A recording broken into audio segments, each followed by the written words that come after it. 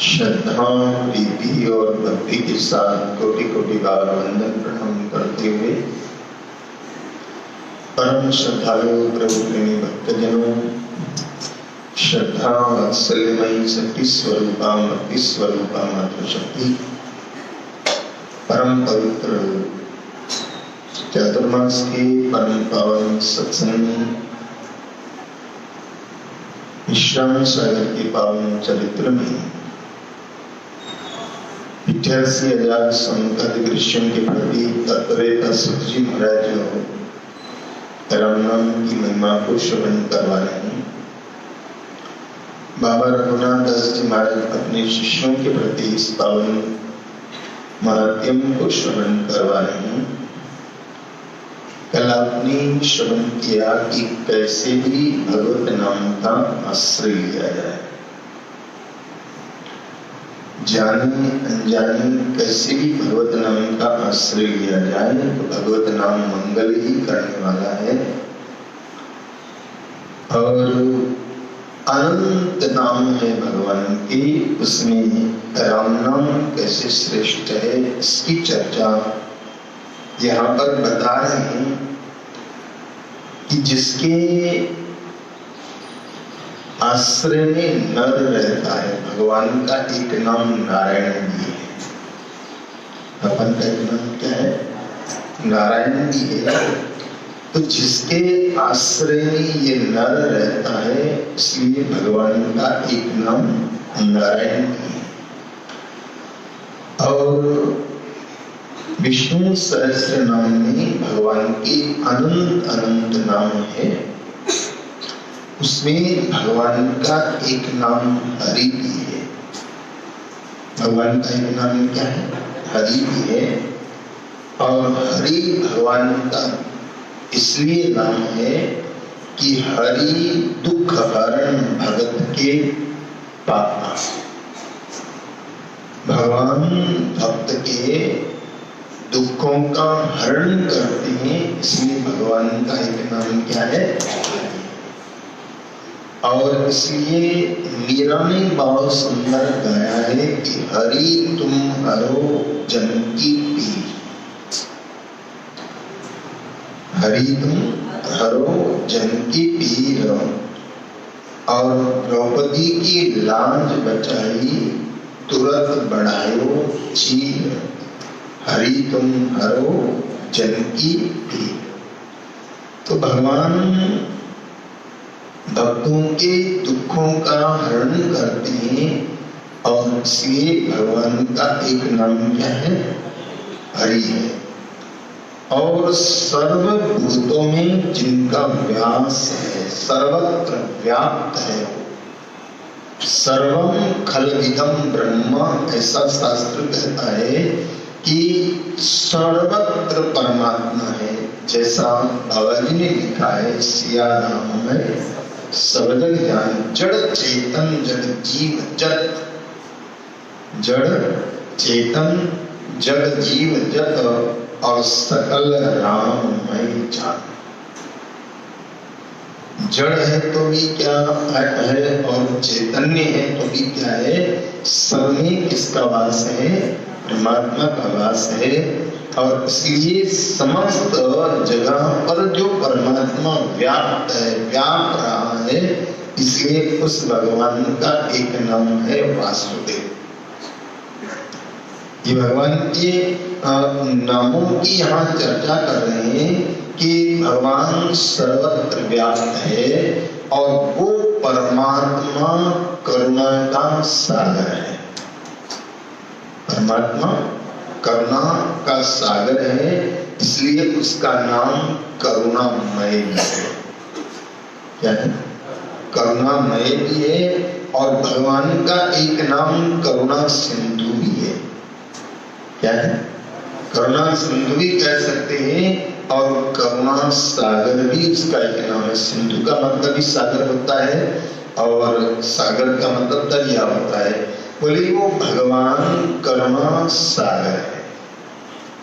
और इसलिए धनदेना रामस्वामी संप्रदाय की 4 पीठ है, जिसमें एक शाहपुरा, एक खेड़ागांव, एक रैन और एक सीकर।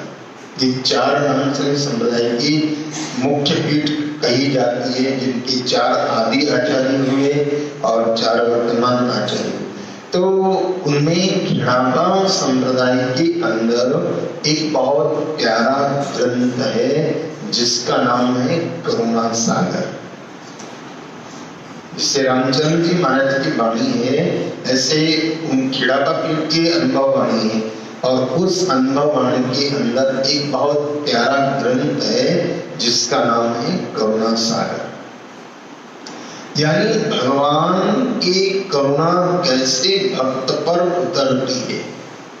और रामचंद्र जी महाराज ने भी अपने 5 जो स्तुति के कवित्त लिखे हैं उसके अंदर चर्चा आती कि करुणा है करतार कर्म सब दूर निवारे, और भक्त विचलता विरल भक्त तत्काल उधारे। कि राम संत गुरुदेव बिना नहीं और आधार। राम चरण कर जोड़ के वंदन बारंबार। राम चरण कर जोड़ के वंदन बारंबार। तो उस भगवान का एक नाम क्या है? वासुदेव। और ऐसा कहते हैं कि कौन पंडित है? बोले वासुदेव सर्वमिति ये पश्यति स पंडिता। बोले कौन पंडित? कोई शास्त्र को जानने वाला पंडित नहीं। बोले वासुदेव सर्वमिति वाली सब जगह पर वो परमात्मा मौजूद है। कुछ लोग ऐसे होते हैं जो ऐसा मानते हैं कि सिर्फ मंदिर में ही भगवान है। तो मंदिर में अगर भगवान है तो बाहर कौन है? बोलो। मंदिर तो एक मात्र प्रतीक है, समझना जरा। मंदिर तो एक प्रतीक है। जैसे समझना जरा कि हॉस्पिटल के अंदर ऑक्सीजन का सिलेंडर है और वहां ऑक्सीजन एक मरीज को जरूरत है तो उसको दी जाती है, लेकिन ऑक्सीजन तो वायुमंडल में सर्वत्र व्याप्त है। लेकिन ऑक्सीजन के सिलेंडर के रूप में ऑक्सीजन दिखाई देती है, लेकिन बाहर जो ऑक्सीजन मिल रही है वो हमको दिखाई नहीं देती है। ऐसे मंदिर के अंदर जो मूर्ति विद्यमान है, मूर्ति जो विद्यमान है वो मंदिर में हमको मूर्ति के रूप में दिखाई देती है, बाकी तो परमात्मा सर्वत्र विद्यमान है। और इसलिए संतों ने, महापुरुषों ने गाया भी है कि हर तरफ तेरा जलवा, कि कण कण में तेरा जलवा, कण कण में तेरा जलवा, कुदरत बड़ी प्यारी है,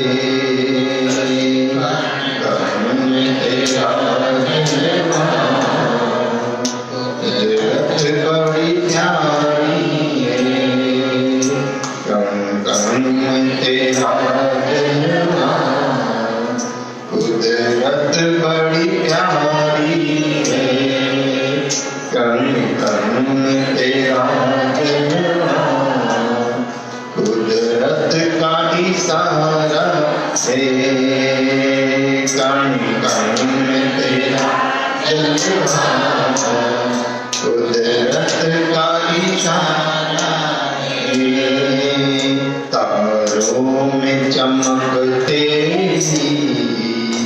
चंदा में नजारा है, तारों में चमकते चंदा में नजारा है, कण कण में तेरा जलवा, कुदरत का इशारा है, कण कण में तेरा जलवा, कुदरत का इशारा है।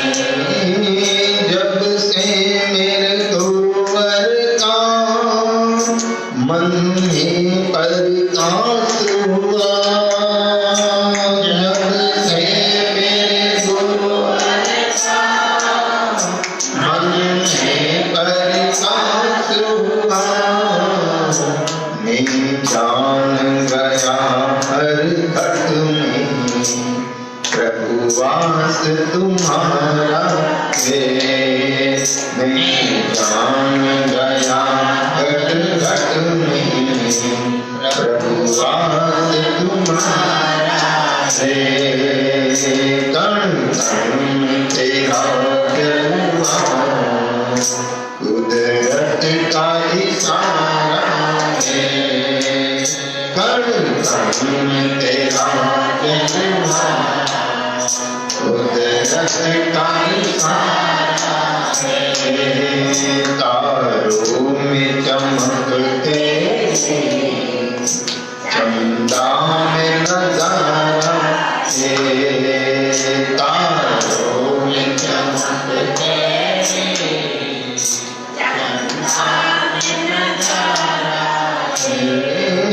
मैं खेल समझता था दुनिया के झमेले को, मैं खेल समझता था दुनिया के झमेले को, दूर किया गुरु ने मन से अंधियारा है, दूर किया गुरु ने मन से अंधियारा है, कण कण में तेरा जलवा कुदरत का इशारा है, कण कण में तेरा जलवा कुदरत का इशारा है,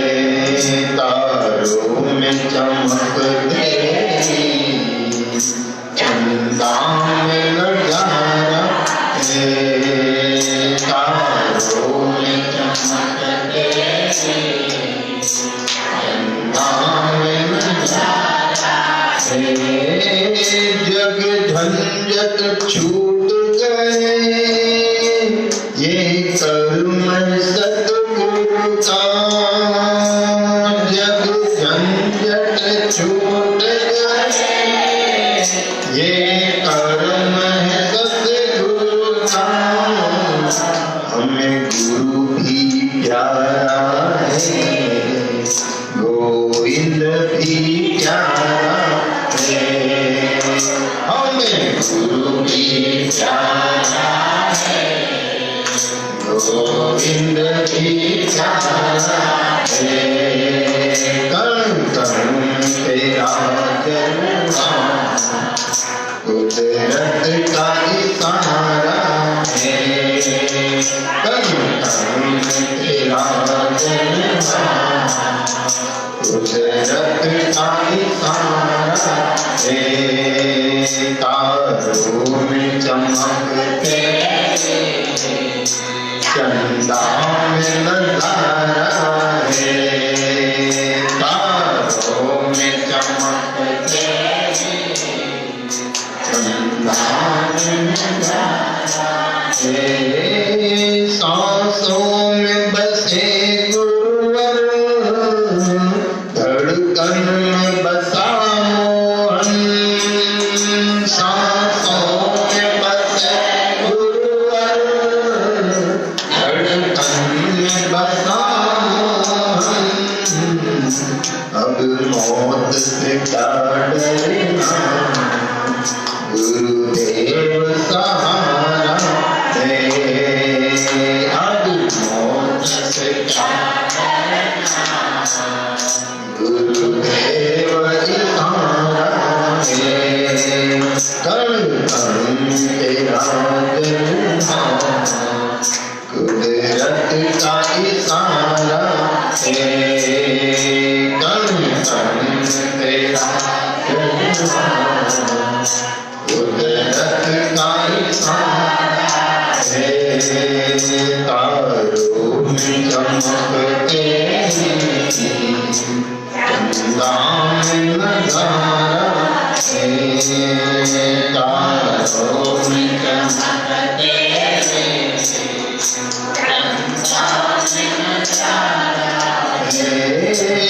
तेरे दास की है विनती बस एक तमन्ना है, तेरे दास की है विनती बस एक तमन्ना है, जग रूठे तो रूठे मेरा कहाँ गुजारा है, जग रूठे तो रूठे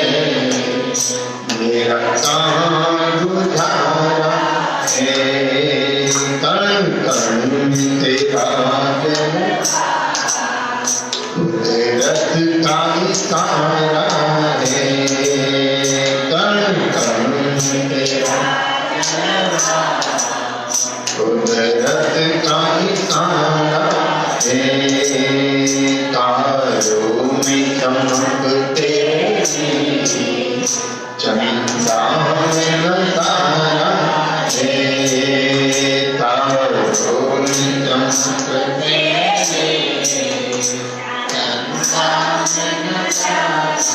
है, तू भी बड़ा प्यारा है, तेरा नाम भी प्यारा है, तू भी बड़ा प्यारा है, तेरा नाम भी प्यारा है, तन तन में तेरा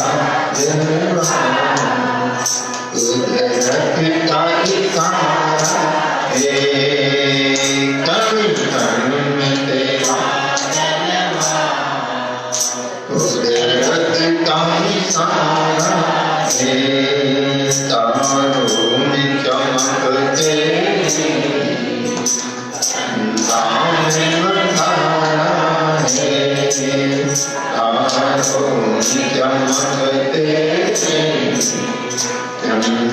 है, तारों में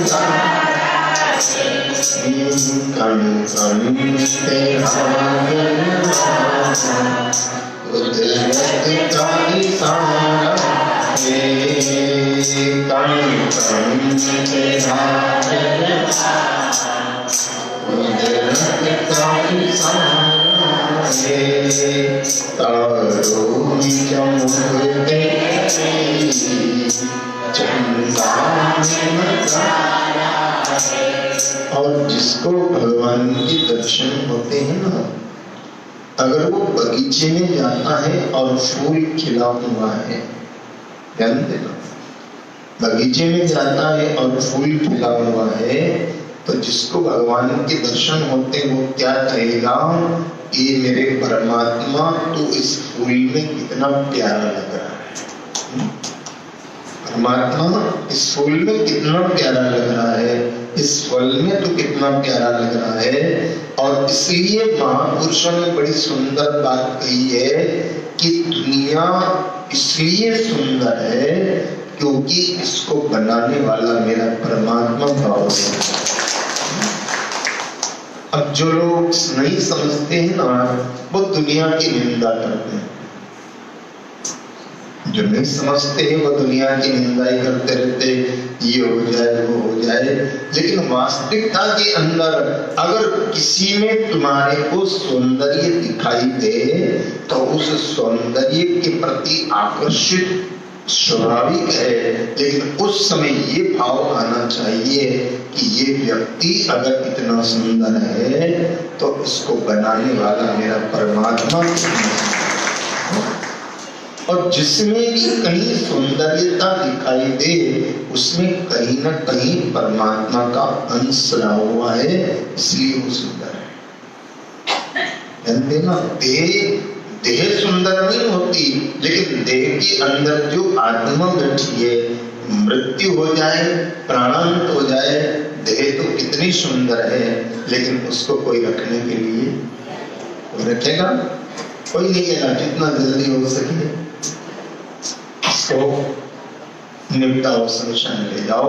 तो उस परम तत्व की विद्यमान होना तो वासुदेव भगवान का इसलिए नाम है कि वो सब में बस रहा है।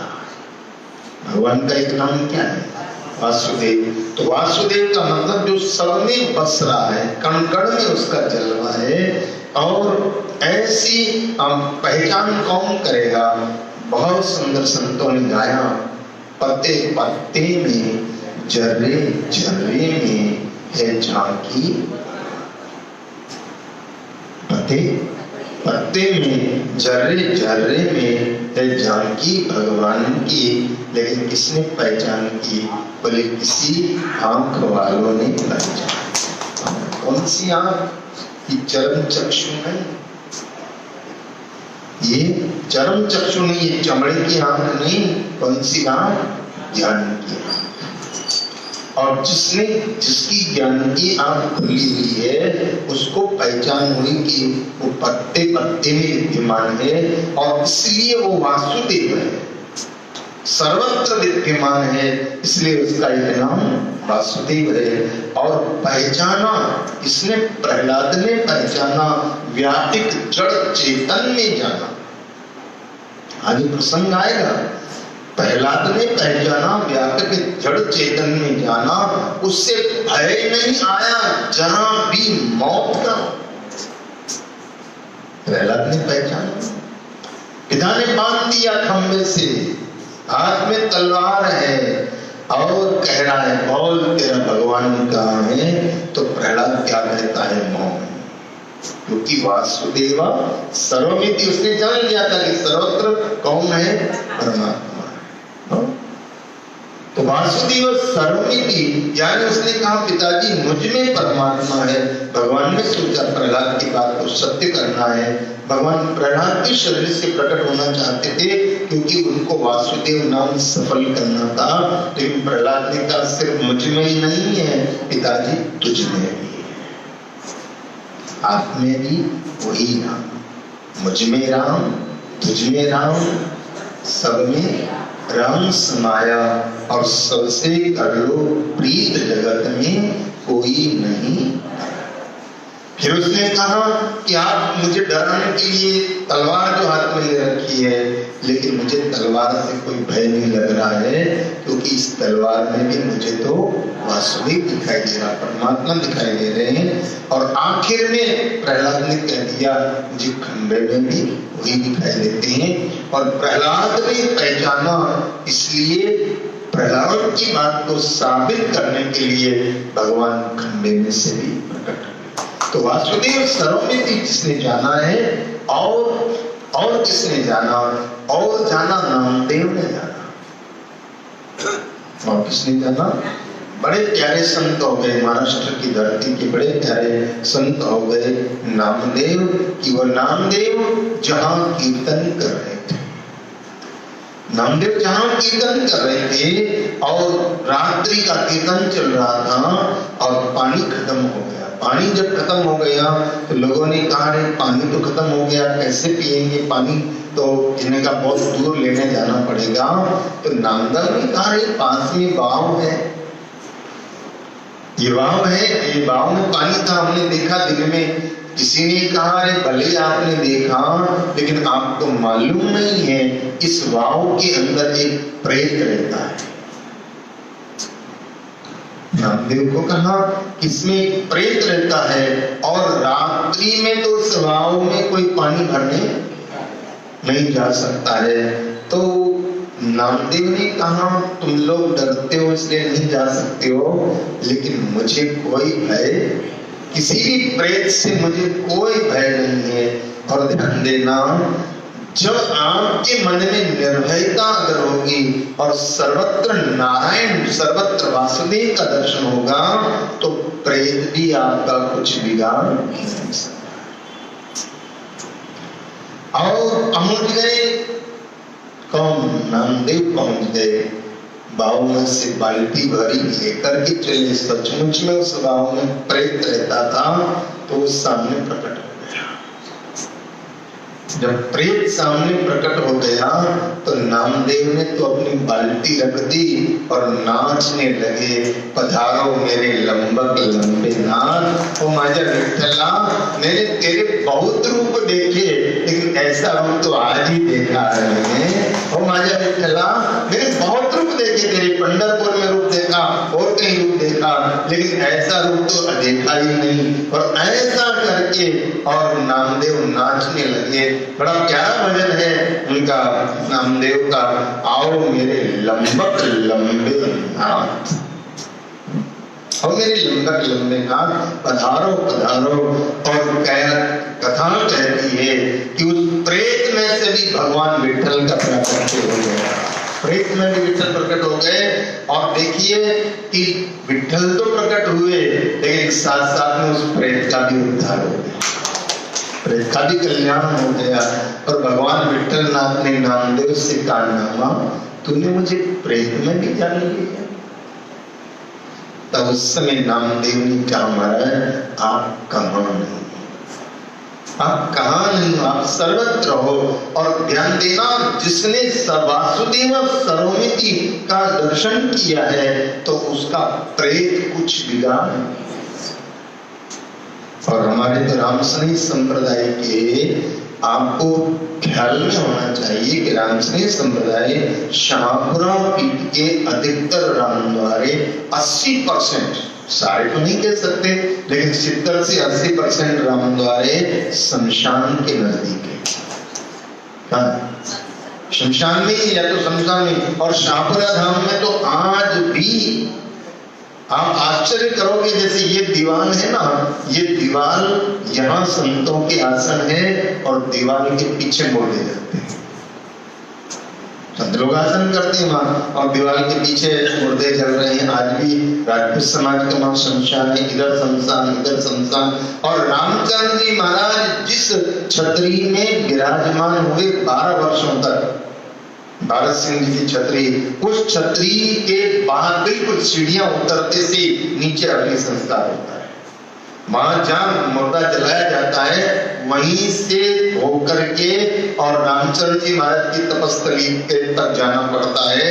लोगों को ऐसा नहीं कि यहाँ मुर्दा जलता है तो कुछ हो जाएगा, क्योंकि ऊपर कौन बैठा है, वो भूतों का भी अवधूत बैठा हुआ है। और इसलिए बड़ी प्यारी कहावत है कि जहां रहे अवधूत, जहां रहे अवधूत तो क्या करेगा, जहां रहे अवधूत तो क्या करेगा भूत। और रामचंद्र जी महाराज को या तो भगवान दत्तात्रेय को अवधूत की उपाधि दी गई है। भगवान दत्तात्रेय को कहते ना अवधूत, ऐसे रामचंद्र जी महाराज को परम उपाधि दी गई अवधूत। और रामचंद्र जी महाराज के एक शिष्य हुए राम जन्म जी महाराज, इन दो महापुरुषों को अवधूत की उपाधि दी गई है। या फिर अपने गुजरात के संत हो गए रंग अवधूत, नारेश्वर के, इनको भी क्या कहते हैं, रंग अवधूत। तो अवधूत यानी जहां जिसने सबके अंदर परमात्मा का दर्शन किया है, तो ये नामदेव भी अवधूत है। और प्रेत से उनको कोई डर नहीं लगा। पधारो मेरे लंबक लंबे नाथ। और उसी नामदेव की एक कथा और आती है कि भोजन बना रहे थे, भोजन बन के तैयार था, इतने में कुत्ता आ गया और रोटी उठा करके भागने लगा। तो नामदेव पीछे घी का बर्तन लेकर के भागने लगे। रोटी कुत्ते ने उठाई, रोटी कुत्ते उठाई, नामदेव के मन में आई, नामदेव के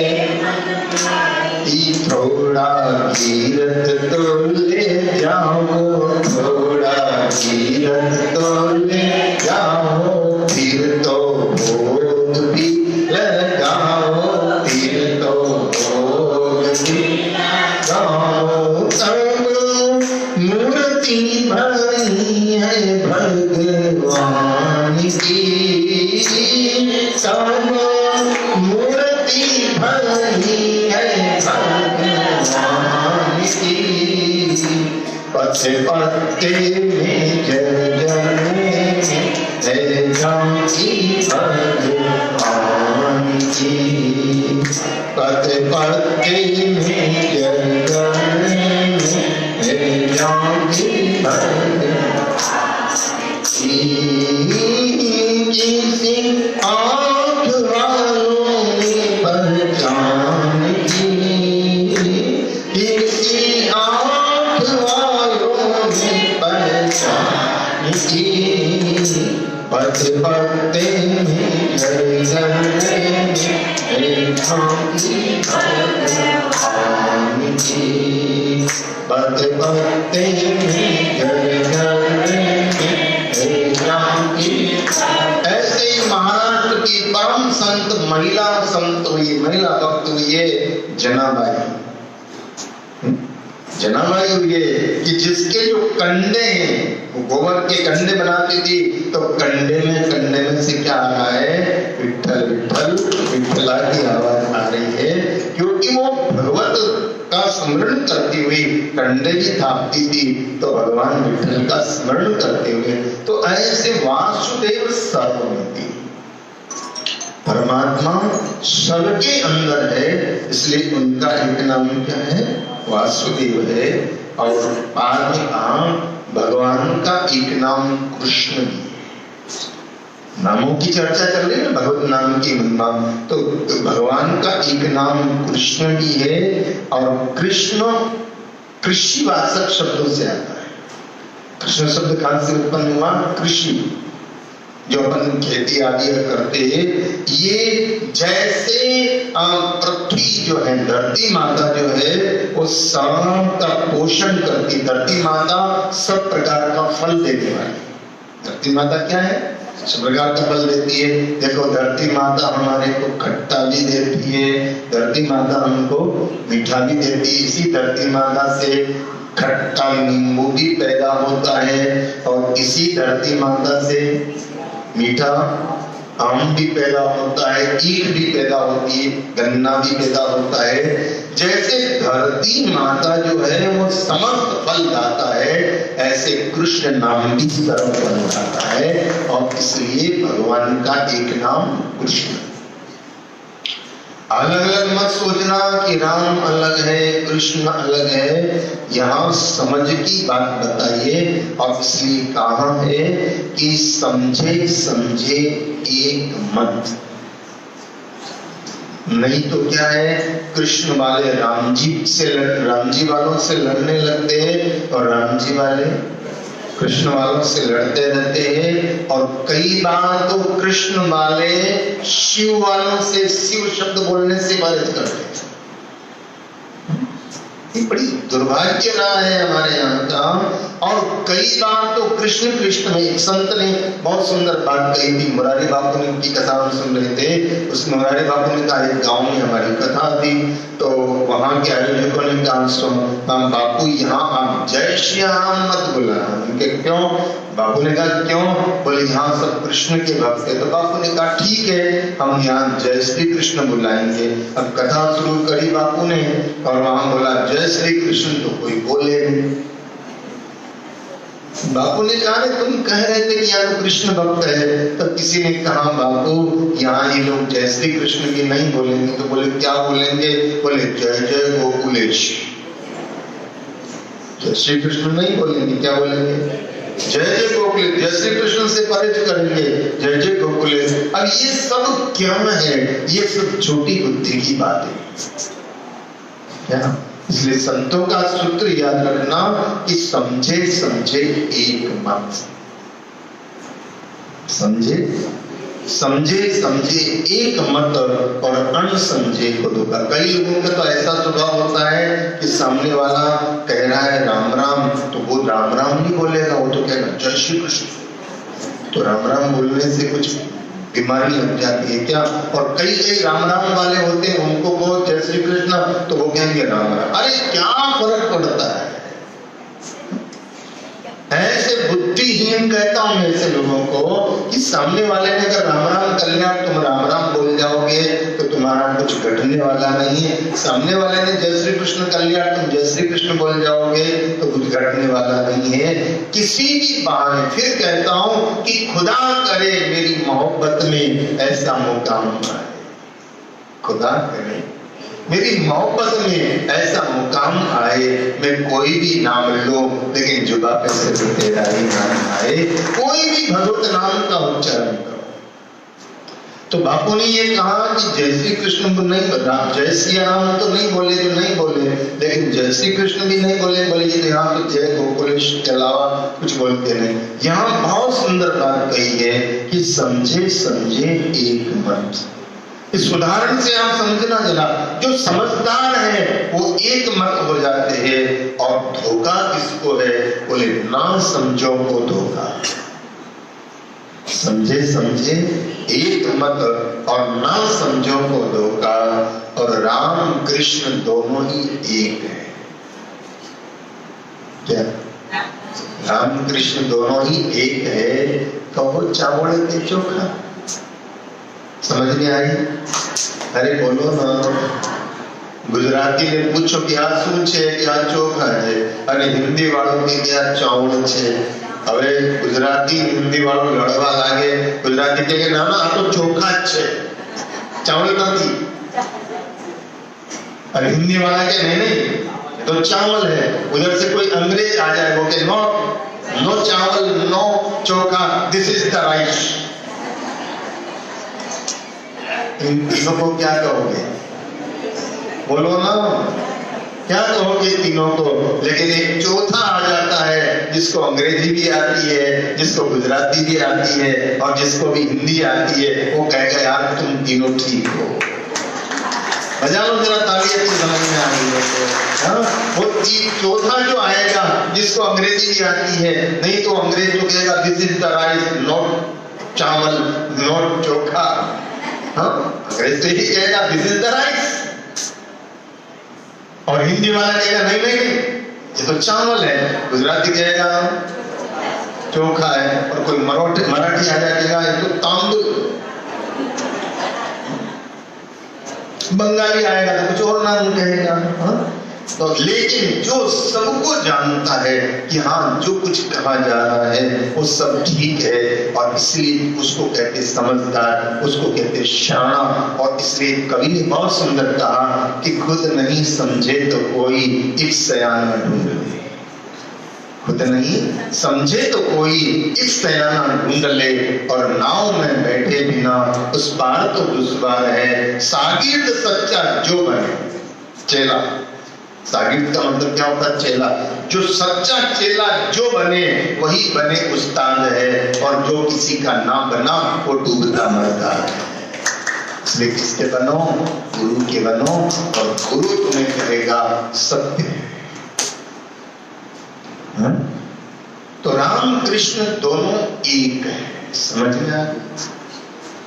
समझे समझे एक मत और अनसमझे को धोखा, और राम कृष्ण दोनों एक है कहो चावल के चोखा।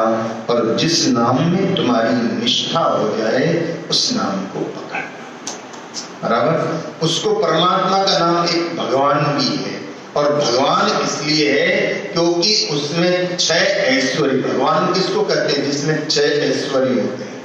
भगवान का मतलब क्या होता है? जिसके अंदर 6 ऐश्वर्य होते हैं, और 6 प्रकार के ऐश्वर्य जिसके अंदर होते हैं। और वो 6 ऐश्वर्य कौन सा? पहला ऐश्वर्य धर्म, दूसरा ऐश्वर्य यश, तीसरा ऐश्वर्य श्री, और चौथा ऐश्वर्य विज्ञान।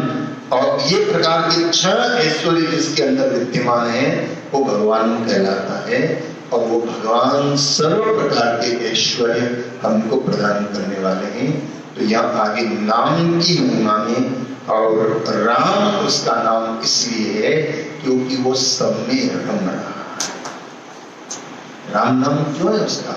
क्योंकि सम रमन्ते योगिनो मनते, जो सब में रम रहा है, और इसलिए राम उसका नाम है। जैसे वायु सर्वत्र है, लेकिन वायु दिखता है क्या? हमको अनुभव थोड़ी होता है, लेकिन वायु सर्वत्र। ऐसे राम उसका एक नाम है कि वो सब में रम रहा है।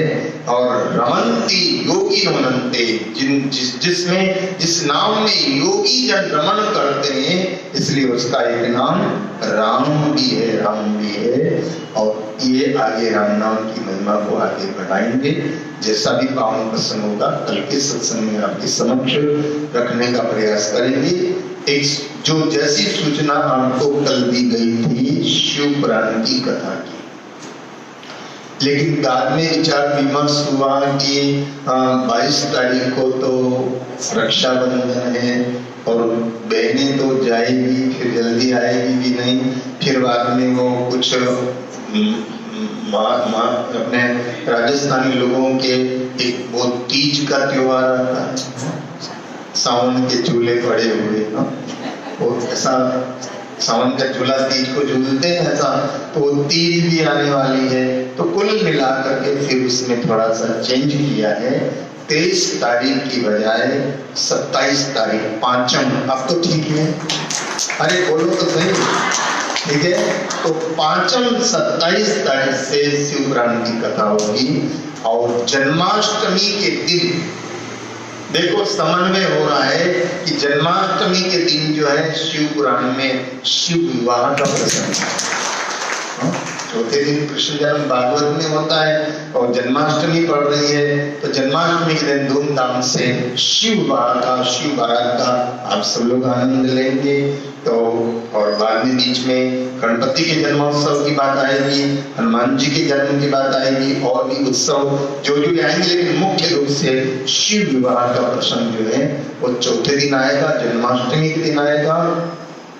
तो 27 तारीख से वो शिव पुराण की कथा यहाँ होगी, जब तक तुम्हारे वाद त्योहार बोलो ना निपटा लो शांति से, ठीक है।